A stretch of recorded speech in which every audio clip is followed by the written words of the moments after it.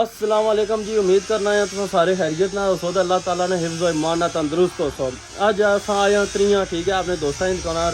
सब तो पहले इन्होंने मुलाकात करने दा, फिर इन्हें दुकान विजिट करने दा, कोई ऑफर लाने रमज़ान ने महीने में। अस्सलाम वालेकुम जी। वालेकुम सलाम जनाब, क्या हाल है? ठीक है जी जनाब, ठीक ठाक, अल्लाह पाक ना करम। और जी दोस्त जी? जी शुक्र शुक्र। दोस्त जी मैं ये गल बहुत सब तो पहले तुमने दुकान का नाम क्या?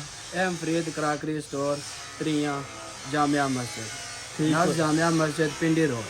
ठीक हो गया सुनी जिंदा ते हुन मैं ये गल बहुत निक्का जा एक क्वेश्चन आ, रमज़ान हवाले नाल कोई ऑफर लाई ओड़ो।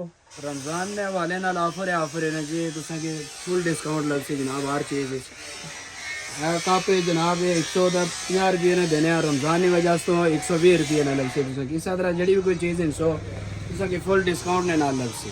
ठीक है जी, सारे बंदे इस दुकान ना विजिट करो। ठीक है, जरा वीडियो तक्की दा अच्छा है, लाइक करी दा अच्छा, खुसूसी डिस्काउंट होती जनाब, खुसूसी डिस्काउंट होती ना बुझा दे। ठीक है, माड़ी वीडियो लाजमी सारे बंदे हैं सेव करी दा अच्छो तो डिस्काउंट फुल लपसी मत से इन्होंने पूरी दुकान ना विजिट कराने हैं आज जी। माशाल्लाह ये पार भी दुकान है ना सोनी? दो दुकान ने तुसें हर चीज़ मुहैया होती जी। अच्छा करो जी,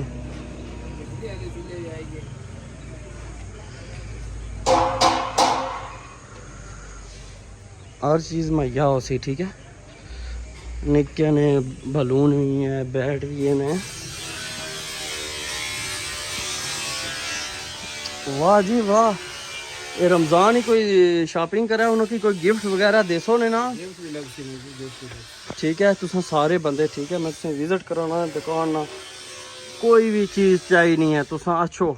ठीक है, मोस्ट वेलकम तुस ना। ठीक है, इस दुकान तुसें हर चीज़ मुहैया लपसी है। दूई भी दुकान आई है वो भी तुसें अस दसने उसने भी विजिट कराने असों की हर ने इस्तेमाल वाली हर एक चीज लपसी इंशाल्लाह मुनासिब रेट पर मुनासिब रेट पर लपसी। ये एक है जरा महीना नहीं रमज़ान ना इसी ऑफर ले भी। ठीक है, रमज़ान तो बाद वैसे रेट तुसें की बिल्कुल जायज लपसन पर रमज़ान की वजह से तुसें की खुसूसी डिस्काउंट लपसी तको रमज़ान की वजह तो तुसें खुसूसी डिस्काउंट लपसी। तुसें सारे बिलखसूस तावन करो, बच्चियां नहीं इतने गड्डियां भी मौजूद हैं। ठीक है, ते कप दा हर चीज़ है करी कि हूँ तुसें पार भी हो दुकान ही उसने विजिट कराने थोड़ी देर बाद। क्या करो जी, विजिट करो जी, माशाल्लाह जी। रमज़ान ही बिलखसूस तस्बीह भी मौजूद है जी। वाह जी वाह। मिगी ये गल दसो, ये कुर्सियों का क्या रेट आ?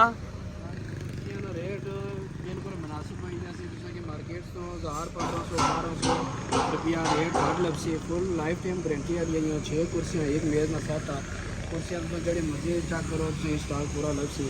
उस तो बाद रमज़ान ही तुसें कि रहना बाकी तक नहीं बाकी सारी चीज़ें लपसो। पेटी छोटी बड़ी हर साइज नहीं लपसी तुसें छोटे बक्से लपसो। क्या करी किनो जी?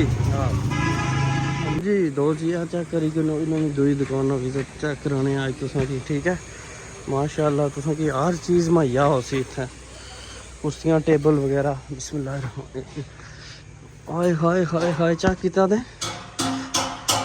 हर चीज़ तुसें मुहैया की जासी माशाल्लाह। ठीक है, इस दुकान में विजिट करो सारे बंदे, वीडियो की लाइक भी करो, शेयर भी करो। तुसा अच्छो अलमारी चेक करो जी, अलमारी 3 डोर अलमारी है ऐसे वजनी में। ठीक है, माशाल्लाह जी माशाल्लाह। ये भी डिस्काउंट हो जासी थोड़ा? डिस्काउंट हो जासी।